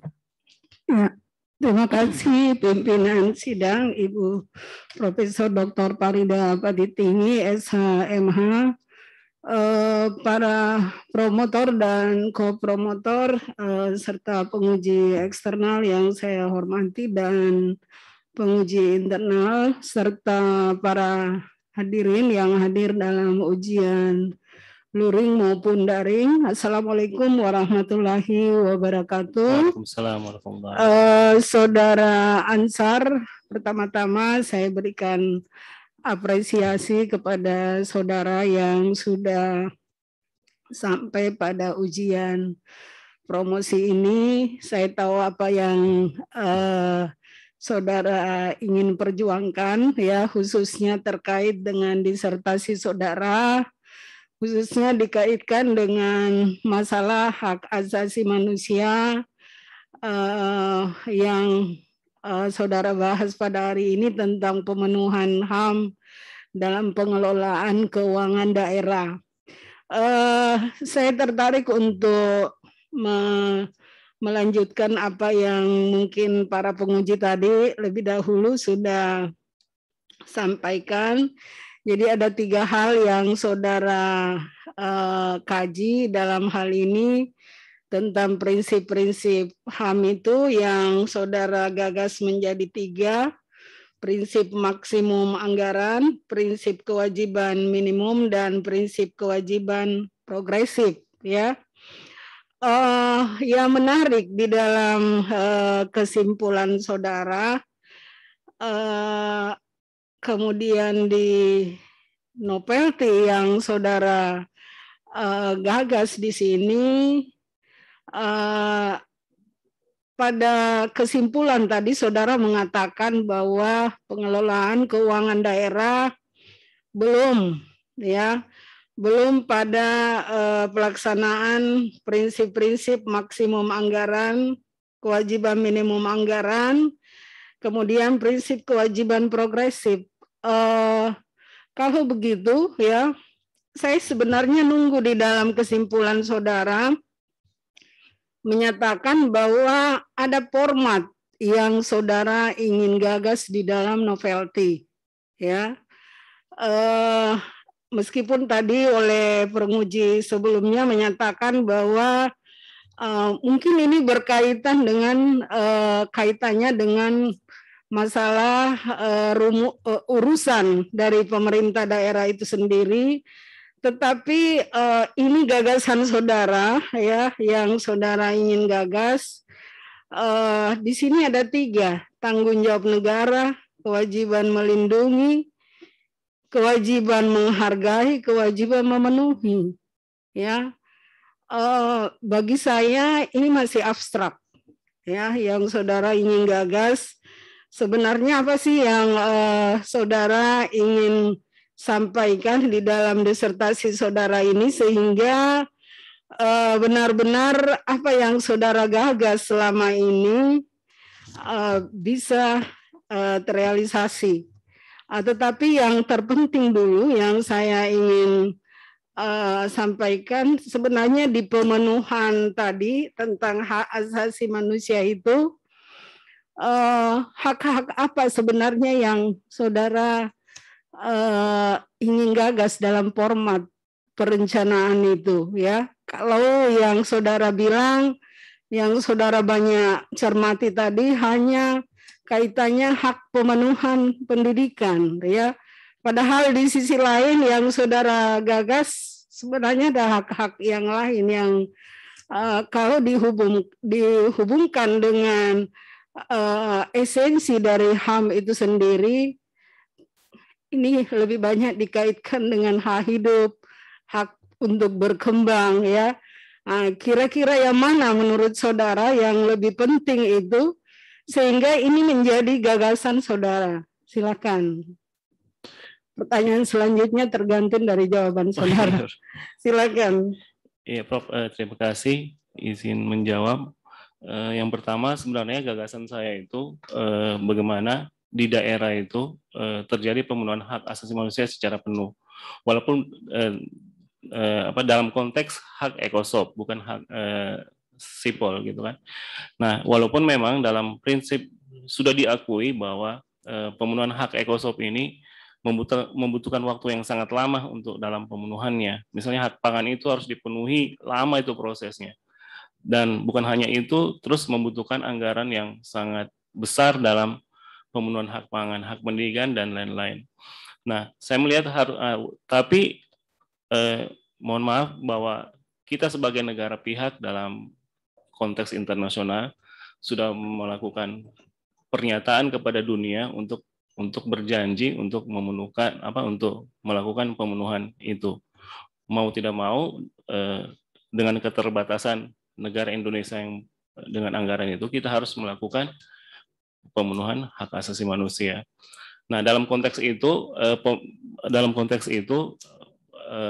dalam prinsip-prinsip ECOSOP ada yang dikenal dengan bagaimana cara memanfaatkan sumber daya anggaran atau sumber daya untuk melakukan pemenuhan.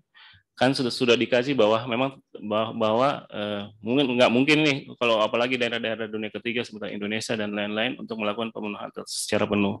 Maka ditekankan adalah pada konduknya, bahwa kebijakannya. Nah, kebijakannya itulah biasanya ditawarkan ada 3. Yang pertama, coba kita lihat apakah Indonesia pada daerah-daerah itu sudah memprioritaskan anggaran HAM di dalam APBD-nya.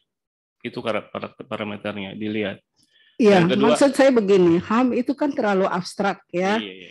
Yang saudara ingin gagas sebenarnya kan di pemenuhan kalau yang terkait dengan yang esensi HAM itu sendiri, itu biasanya dikaitkan dengan hak atas pangan, hak atas kesehatan, hak atas perumahan, ya, hak atas lingkungan. Itu adalah sesuatu yang esensi memang dibutuhkan oleh masyarakat daerah, ya. Yeah.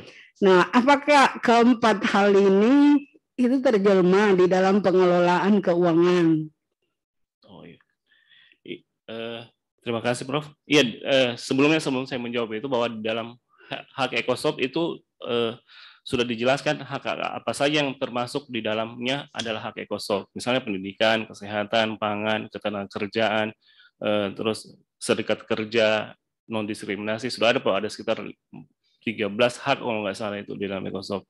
Nah, dalam konteks itu seperti Prof tadi bahwa di struktur APBD juga sebenarnya sudah dijelaskan ada urusan-urusan. Ada urusan pangan, urusan lingkungan hidup, ada urusan pendidikan, urusan kesehatan, dan ada beberapa urusan itu 30-an kalau nggak salah untuk anunya.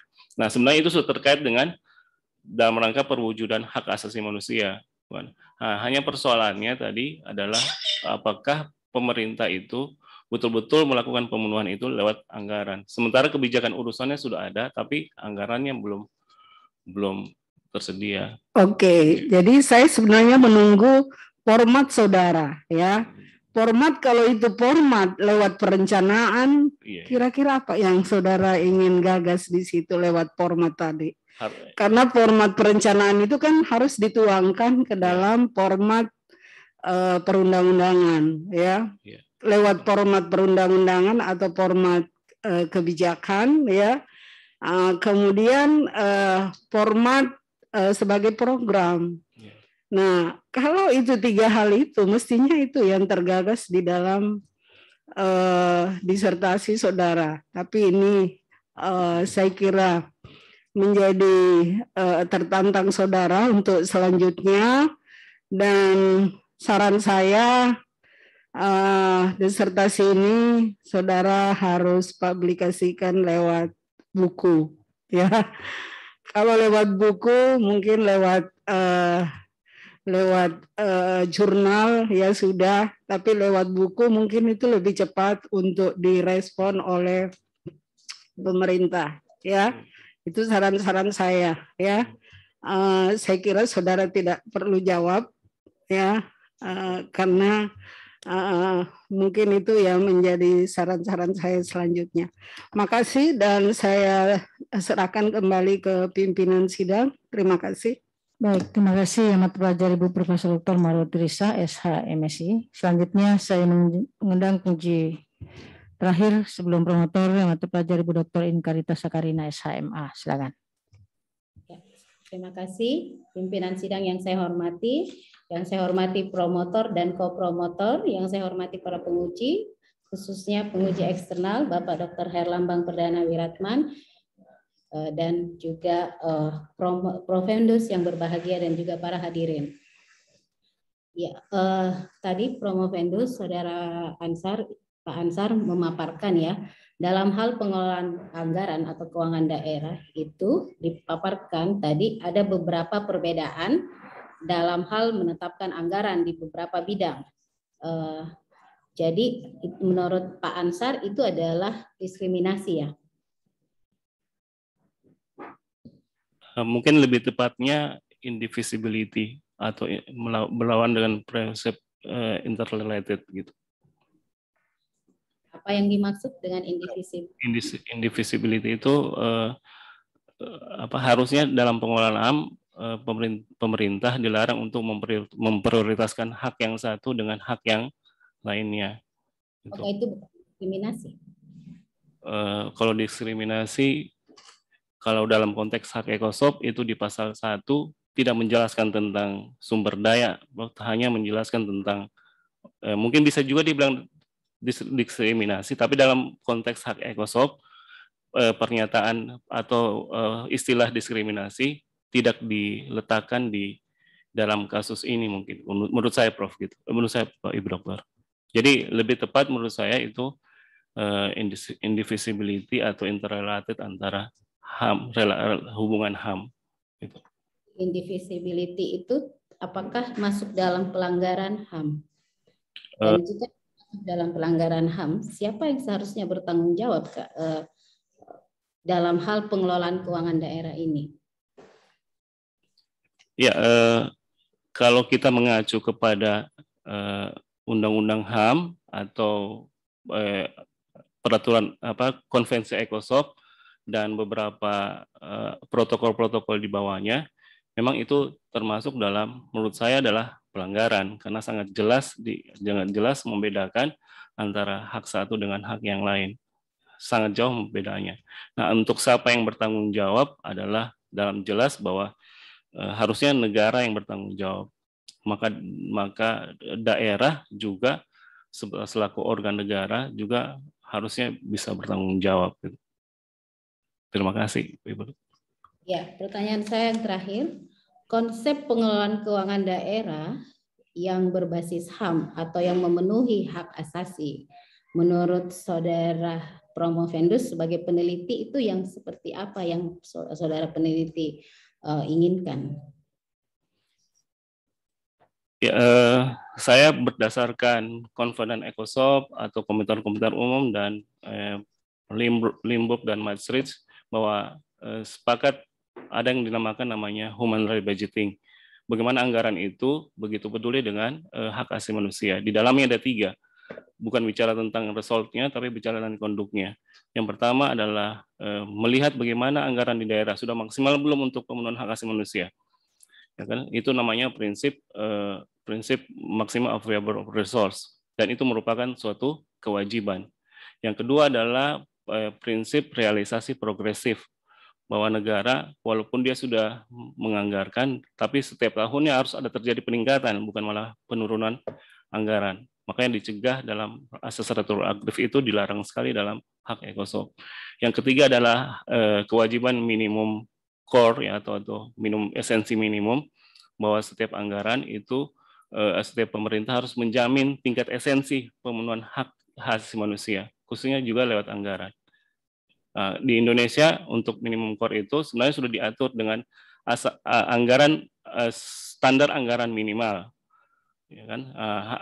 Namun di Indonesia hanya pendidikan dan kesehatan saja yang mendapatkan standar anggaran minimal sebagai prioritas, sedangkan anggaran-anggaran yang lain itu tidak mendapatkan anggaran, sehingga dalam prakteknya menurut penelitian penulis Promovendus itu mendapatkan yang tidak layak, misalnya 0 sampai 1% dari total anggaran. Saya begitu, Prof. Jadi berarti kesimpulannya adalah pengelolaan keuangan daerah di Indonesia ini belum memenuhi HAM ya? Bukan, mungkin saya tidak mengatakan belum memenuhi, atau bahasa saya sebenarnya belum utuh dalam melakukan pemenuhan hak, karena banyak prinsip-prinsip dalam keuangan daerah itu yang sangat menjamin eksistensi hak asasi manusia. misalnya eksistensi partisipasi, eksistensi akuntabilitas, terus profesionalitas dan lain-lain. Tapi dalam itu saja Pak Ansar. Ya, terima kasih pimpinan sidang. Baik, terima kasih Yang Amat Pelajar Ibu Dr. Inkarita Sakarina, SMH. Selanjutnya saya mengundang promotor untuk memberikan sanggahan maupun klarifikasi terhadap disertasi ini. Silakan, Prof. Terima kasih Ketua Sidang. Assalamualaikum warahmatullahi wabarakatuh. Dewan penguji yang saya hormati, secara khusus penguji eksternal Bapak Dr. Herlambang Perdana Wiratraman SHMH. Saudara Promopendus dan hadirin yang sama saya hormati. Pertama-tama saya tertuju pada Dewan Penguji.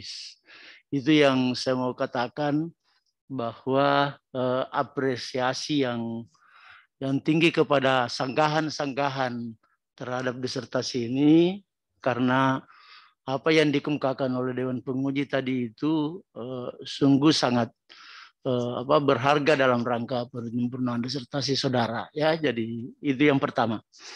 Banyak hal yang sudah dikemukakan tadi memang kelihatan belum terang, belum clear dalam disertasi. Barangkali dengan masukan dan sanggahan-sanggahan itu ini menyempurnakan disertasi ini.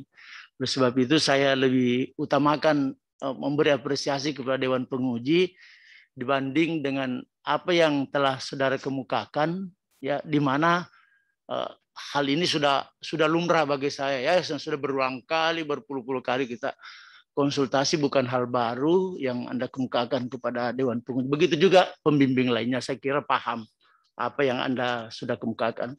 Nah, oleh sebab itu sekali lagi apresiasi kepada Dewan Penguji dan juga kepada saudara Promopendus di dalam jawaban-jawaban saudara tadi. Saya mendengarkan banyak memang dituntut ini, ya, pemenuhan.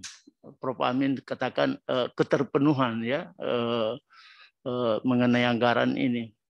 Nah, ada saya biasa katakan ada 3 serangkai itu sebetulnya, ya. Jadi kita biasa dengar baca, ya, ada to respect, to protect, dan to fulfill. Ini ditetapkan di terakhir ini, to fulfill, pemenuhan atau keterpenuhan. Karena ini yang paling sulit ini. Ini yang paling sulit. Dan saya katakan ini perjuangan ini. Ya, kalau mau dikatakan sampai, saya kira tidak. Prof. Amin katakan tadi, kalau mau dikatakan pendidikan dan kesehatan terpenuhi, saya katakan tidak. Saya belum katakan terpenuhi. Terpenuhi secara konstitusional karena mungkin 20% itu. Tetapi untuk memenuhi betul-betul kebutuhan dasar mengenai kesehatan dan pendidikan yang merupakan basic human right kita, itu belum cukup kalau saya 20% itu, ya. Jadi saya kira itu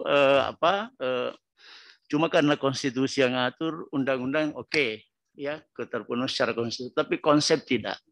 Nah, itu yang pertama harus Anda sadari, bahwa tidak mungkin ada pemenuhan sepenuh-penuhnya, ya, keterpenuhan ini. Ini perjuangan dari waktu. Yang kita lihat seperti tadi itu prinsip bahwa ada peningkatan dari waktu. Itu yang sebetulnya bagus diteliti. Sejauh mana ke peningkatan ini, ya. Adakah yang menurun? Ya, memang dilarang pada itu, ya. Jadi oleh sebab itu sekali lagi karena ini adalah hal yang saya kira perjuangan dari waktu ke waktu, dan itu dibebankan kepada pemerintah negara. Kewajiban, ya, kewajiban negara selalu ini harus memperhatikan apa yang dimaksudkan dengan pemenuhan itu. Saudara Ansar, tadi saya dengar juga bahwa saudara itu seakan-akan disertasi ini hanya bertalian dengan Ecosop, ya. Tren sekarang tidak bisa lagi kita dikotomi itu, ya, antara Ecosop dengan SIPOL. Ya, dua instrumen utama the Universal Declaration of Human Rights kita 66 itu, ICCPR, International Covenant Civil and Political Rights, tidak bisa dipisahkan dengan International Covenant Economic, Social, Culture Right. Dua instrumen ini satu kesatuan bagi saya. bicara Ecosop pasti sipol. Anggaran itu kuat dengan sipol, kuat dengan politik ya. Yang bicarakan anggaran itu orang politik. Nah, tadi katakan Prof. bahwa itu tergantung dari visi misi Pemda. Kalau visi misinya begitu ya apa boleh buat. Yang penting sekali lagi bahwa keterpenuhan peraturan itu yang penting sebetulnya. Kalau sudah dijamin dalam perda, sudah dijamin dalam undang-undang, itu harus dijalankan bagi saya.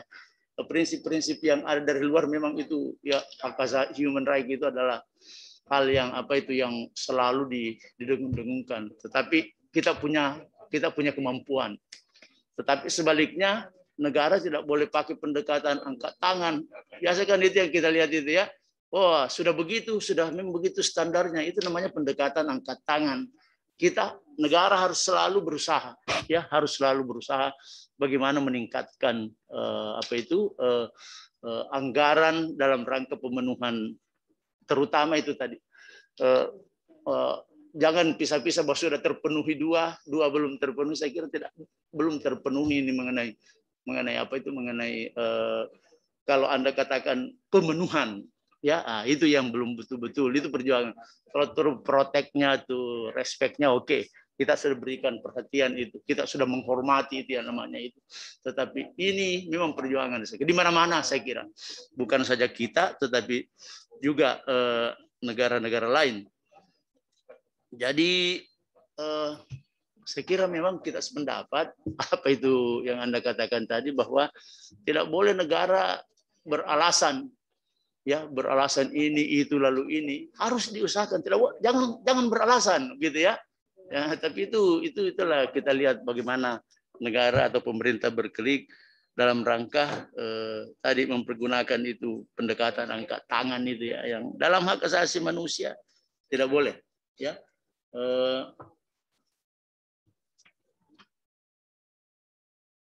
Yang selanjutnya juga menarik tadi itu mengenai boleh tidaknya itu digugat itu APBD sebetulnya. Ya, kalau kita katakan ini produk hukum, maka seharusnya bisa diadakan gugatan ya, judicial review. Kalau ada orang merasa dirugikan itu, sekarang sisa kita menunggu ada yang berani. Kalau citizen lawsuit itu sudah biasa, yang kita biasa lihat ya, seperti dikatakan tadi Pak Dr. Herlambang itu kasus-kasus yang sudah banyak. Terakhir ini kita lihat ya, menang lagi, kalah semua presiden terhadap lingkungan yang sehat.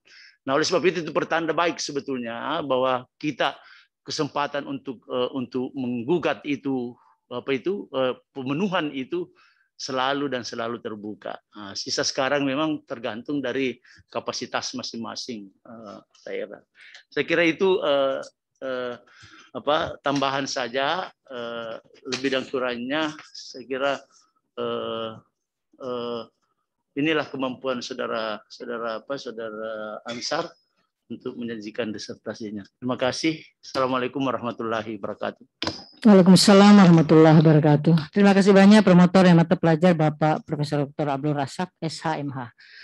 Dengan berakhirnya sanggahan dari promotor, maka berakhirlah ujian saudara. Selanjutnya sidang promosi doktor saya tangguhkan selama kurang lebih 10 menit untuk memberi kesempatan kepada Dewan Penguji menetapkan hasil ujian. Ketua sidang, promotor, kopromotor, dan penguji berkenan meninggalkan ruang ujian. Hadirin dimohon berdiri.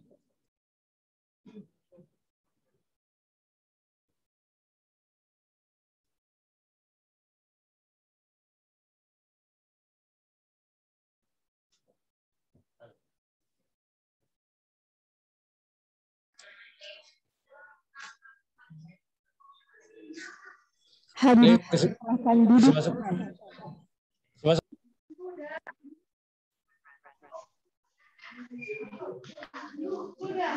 Sidang, promotor, kopromotor, dan para penguji dipersilahkan memasuki ruang ujian. Hadirin dipersilahkan untuk berdiri.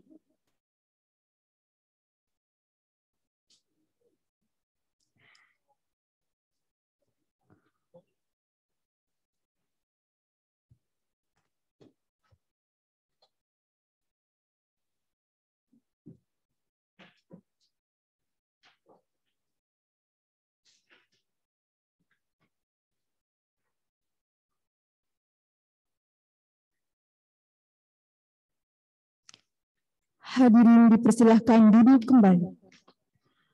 Kepada promotor, kopromotor, serta penguji yang menguji secara daring, dipersilahkan untuk kembali ke room meeting sidang ujian terbuka. Sidang ujian promosi doktor dibuka kembali oleh Ketua Sidang. Baik, sidang promosi saya buka kembali. Pembacaan yudisium oleh Ketua Sidang. Ya, baik, saya membacakan yudisium atas nama Rektor. Saya hormati tim promotor, tim penguji, dan Bapak Ibu tamu undangan yang saya muliakan. Saudara Promovendus. Bismillahirrahmanirrahim. Yudisium. Sidang terbuka ujian promosi doktor Universitas Hasanuddin beserta promotor, ko-promotor, dan penguji dalam rangka ujian promosi untuk mencapai gelar doktor dalam bidang ilmu hukum bagi saudara Ansar. Setelah mempertimbangkan jawaban atas segala pertanyaan dan sanggahan yang dikemukakan oleh promotor, ko-promotor, dan penguji, dengan ini menyatakan bahwa saudara Ansar akan lulus dengan predikat sangat indeks prestasi saudara 3,98, memiliki jurnal internasional ada 3/4 ya tadi. Hanya saja lewat waktu. Ya, seharusnya saudara cum laude, tapi karena lewat waktu, saudara lama studi 4 tahun ya.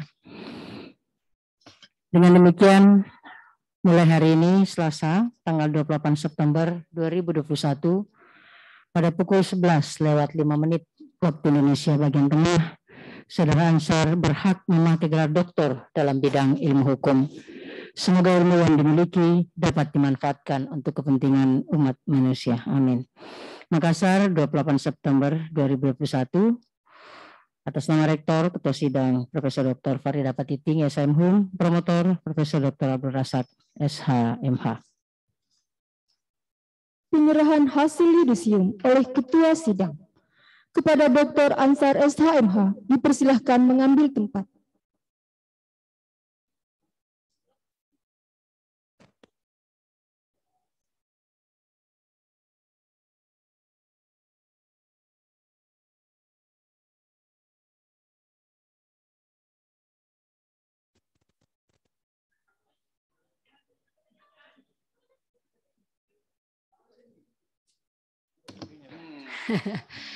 Ya, itu bukan bambu sembarang bambu.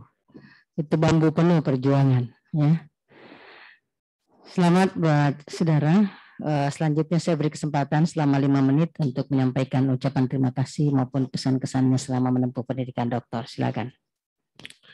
Baik, Assalamualaikum warahmatullahi wabarakatuh. Syukur alhamdulillah saya panjatkan kehadirat Allah Subhanahu wa taala. Berkat rahmat, pertolongan, dan hidayahnya, saya mampu menyelesaikan disertasi yang berjudul Pemenuhan Hak Asasi Manusia dalam Pengelolaan Keuangan Daerah, serta selawat serta salam tercurah selalu kepada baginda Rasulullah SAW. Dalam penulisan disertasi ini, saya sangat menyadari begitu banyak dukungan, doa yang mengalir untuk berbagai pihak untuk saya. Untuk itu, dalam kesempatan ini saya mengucapkan terima kasih kepada yang pertama, orang tua penulis, Haji Saleh Abdul Latif dan Ibu Haja Foria, serta kedua mertua saya, almarhum Jalaluddin Syam dan Ibu Haji Asmandi Baso. Kemudian istri saya dan anak saya yang selalu mendampingi, Ida Syafiah dan Rania Gazo Batrisha, serta seluruh saudara-saudara saya, Safri Saleh, Rida Saleh, Fahri Saleh, Fathun Saleh, Nur Aiman, dan Rifka Saleh. Terima kasih yang setinggi-tingginya saya sampaikan kepada Dekan Fakultas Hukum Universitas Hasanuddin yang amat terpelajar Profesor Dr. Farida Patiting, SHM, serta seluruh jajaran, pimpinan, serta dosen yang telah memberikan ilmunya kepada saya sehingga saya dapat menyelesaikan penulisan disertasi ini. Penghargaan, rasa hormat, dan ucapan terima kasih yang setinggi-tingginya dengan kerendahan hati saya sampaikan kepada yang amat terpelajar Bapak Profesor Dr. Abdul Razak SHMH selaku promotor, Bapak Profesor Dr. Martin Ali SHMH selaku kopromotor,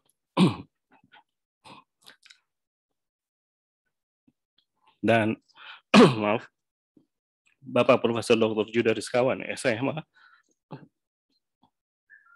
selaku co-promotor yang selalu membimbing saya, meluangkan waktu dan memberikan bimbingan penuh keikhlasan.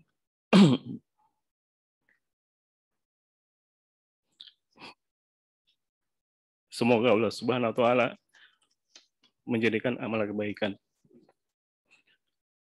Ucapan yang sama saya berikan kepada yang amat terpelajar, Bapak Profesor Ahmad Ruslan SMH, yang amat terpelajar, Bapak Profesor Aminuddin Ilmar SIM Hum, Ibu Profesor Dr. Marwati Riza SIM MSI, dan Dr. Iin Karita Syakarina yang telah menguji, yang telah banyak memberikan masukan, koreksi, dan saran-saran, serta yang berguna dalam perbaikan disertasi ini. Dan juga kepada Bapak Dr. Herlambang, saya kenal beliau begitu sangat sibuk, walaupun alhamdulillah bisa meluangkan waktu untuk memberikan masukan dalam kesempurnaan penelitian saya.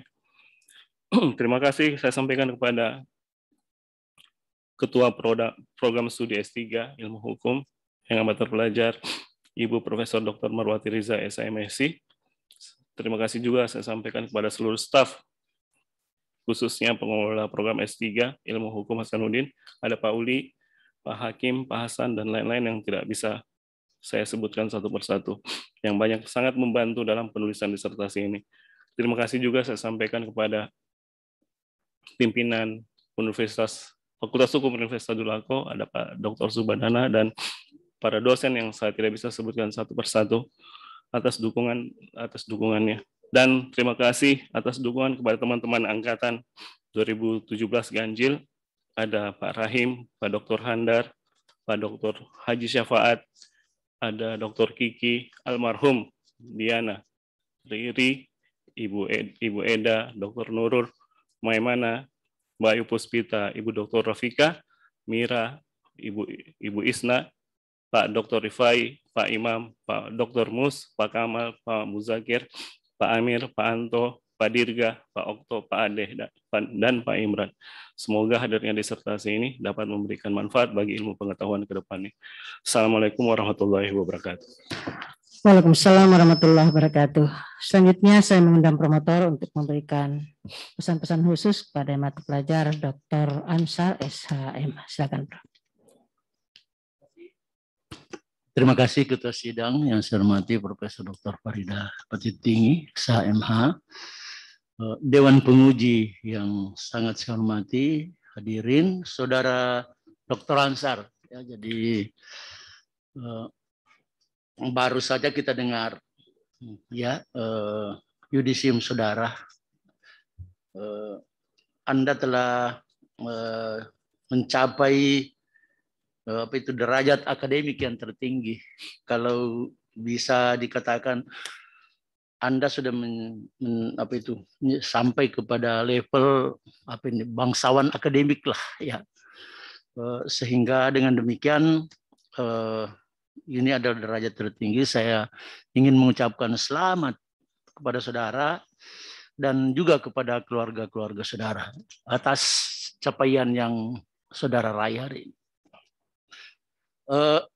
Tidak banyak mahasiswa yang mau menulis masalah hak asasi manusia.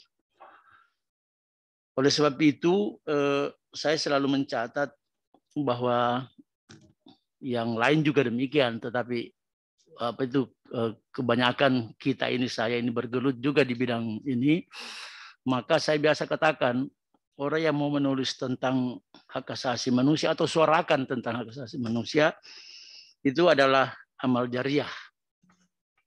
Prof. Marwati tadi minta supaya dibukukan itu. Ya, jadi saya kira ini satu capaian yang luar biasa. Saudara telah meraih gelar ini dengan menulis lagi topik yang bertalian dengan amal jariah tadi itu ya.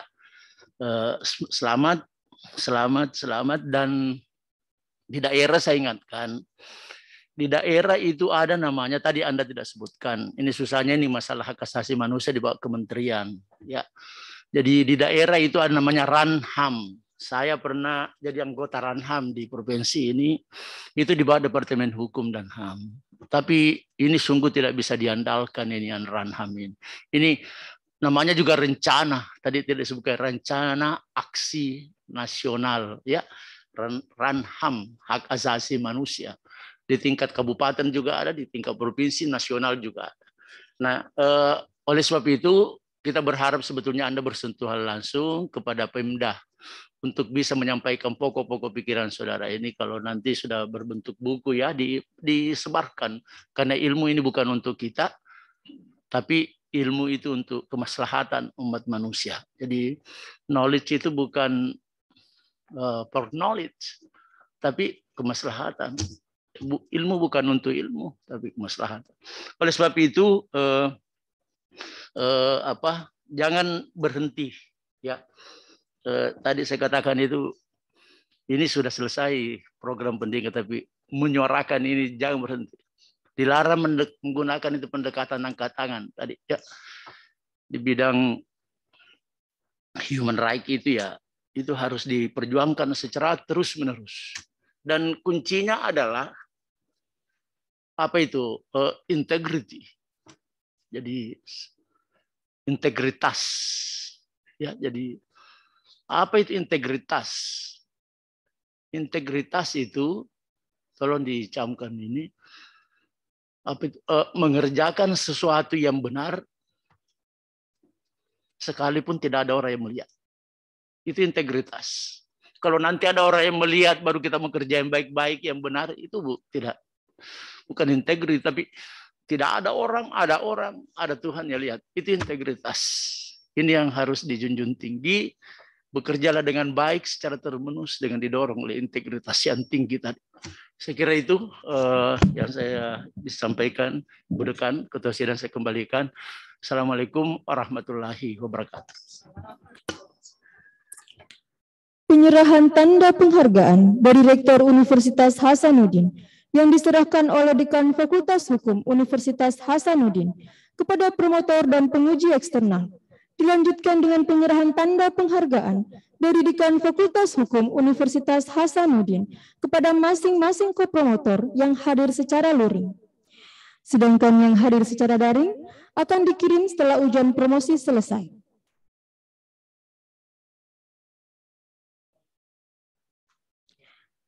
Sidang terbuka ujian promosi doktor Universitas Hasanuddin ditutup oleh Ketua Sidang.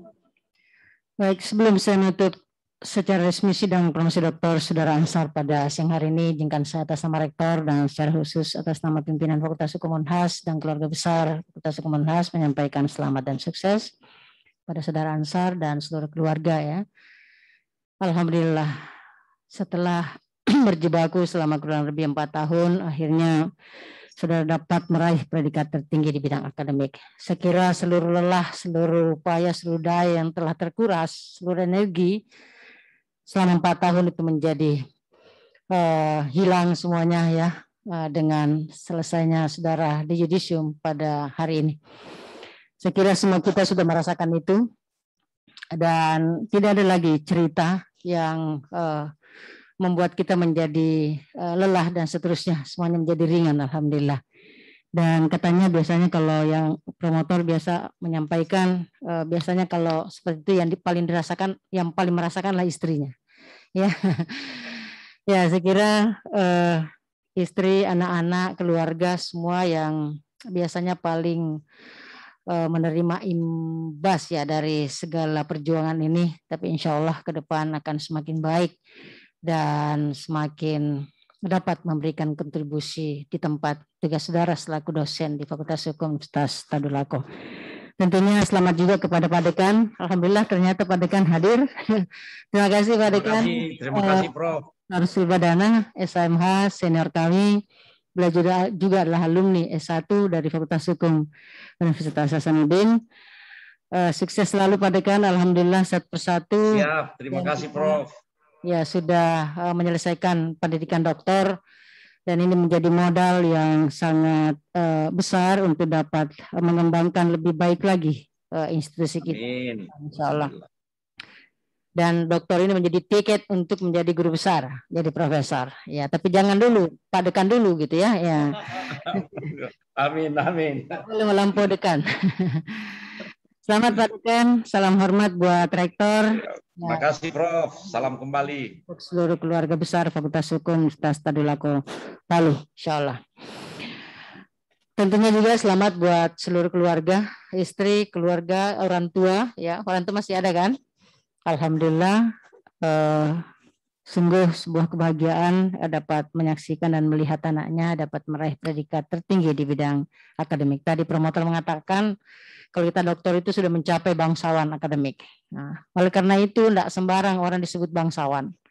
Bukan karena gelar Andi yang melekat dalam dirinya, tapi dari tata perilaku sikapnya, intelektualitasnya, integritasnya. Itu penting sekali. Bagaimana kita menampilkan diri sebagai seorang intelektual yang memiliki keluasan ilmu pengetahuan dan kekuatan atau moral dan integritas. Itu kalau itu berpadu dalam diri saudara, maka insya Allah akan menjadi modal besar untuk dapat mengembangkan dirinya, keluarganya maupun institusinya atau masyarakat bangsa dan negara. Itu yang paling penting. Dan saudara memakai jas alma mater pada saat ini, nah itulah akan selalu melekat dalam diri saudara, dipakai secara fisik atau tidak dipakai secara fisik, itu menyelimuti selalu relung-relung hati, jiwa, ya, sikap dan karakter saudara, insya Allah. Ya. Dan di sini ada prinsip Bugis Makassar ya, yang selalu saya sampaikan, yaitu ada prinsip epak sulapa, ya. Ya, Pak Herlambang belum tahu ini apa sulapa ya.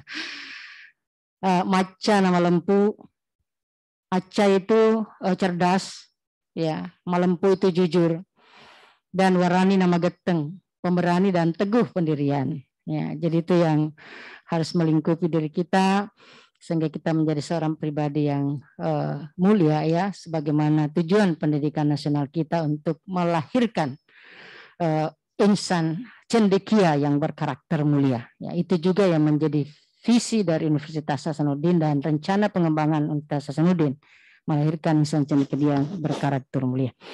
Saya kira itu yang dapat saya sampaikan, dan pada kesempatan yang baik ini tentunya saudara tidak dapat berdiri di mimbar akademik dan dapat meraih predikat doktor pada hari ini tanpa kerja keras, kerjasama, dan keikhlasan dari seluruh dosen kita, khususnya tim promotor yang telah bersinergi dengan baik dan dapat melahirkan saudara pada hari ini.